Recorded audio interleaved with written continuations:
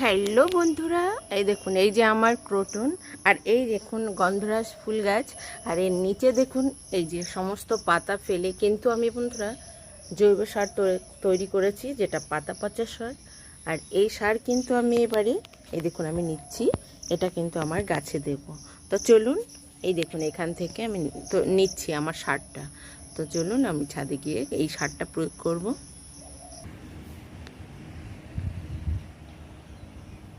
বন্ধুরা দেখলেন তো, আমি কিন্তু পাতা পচা সার আমি নিয়ে এসেছি, এইবার কিন্তু দিয়ে দেব। এই দেখুন এই দেখুন এই যে পাতা পচা সার কিন্তু। আর যেটা কিন্তু হিউমিক অ্যাসিড যদি আপনার ঘরে না থাকে তাহলে কিন্তু এটা দিতে পারেন। আর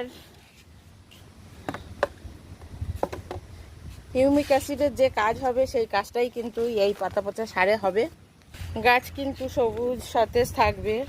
আর এই যে ফুল ফল হলে পরে সেটা ফুল ফল বেশি হবে, কিন্তু সেই জন্যই আমরা কিন্তু হিউমিক অ্যাসিডটা ব্যবহার করি বন্ধুরা।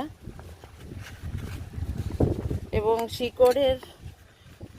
শিকড়ের স্বাস্থ্য ভালো থাকবে, সেই জন্যই কিন্তু হিউমিক অ্যাসিডটা ব্যবহার করি। আমাদের শিকড় ভালো থাকলে গাছের স্বাস্থ্য ভালো থাকবে। তো আমি এবার দিতে থাকি বন্ধুরা।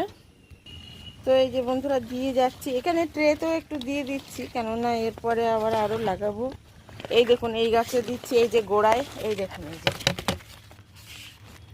এই যে বন্ধুরা সব গাছের গোড়ায় কিন্তু আমি যে দিয়ে দিচ্ছি। এই দেখুন এই যে বন্ধুরা দিয়ে দিচ্ছি, এই দেখুন এই যে বন্ধুরা দিয়ে দিচ্ছি গাছে। আর এই গাছের যে পাতা দেখছেন হলুদ, সবটাই ঠিক হয়ে যাবে বন্ধুরা। তো আমি এবার ভিডিওটি এখানেই শেষ করছি বন্ধুরা, আমি দিতে থাকি গাছে।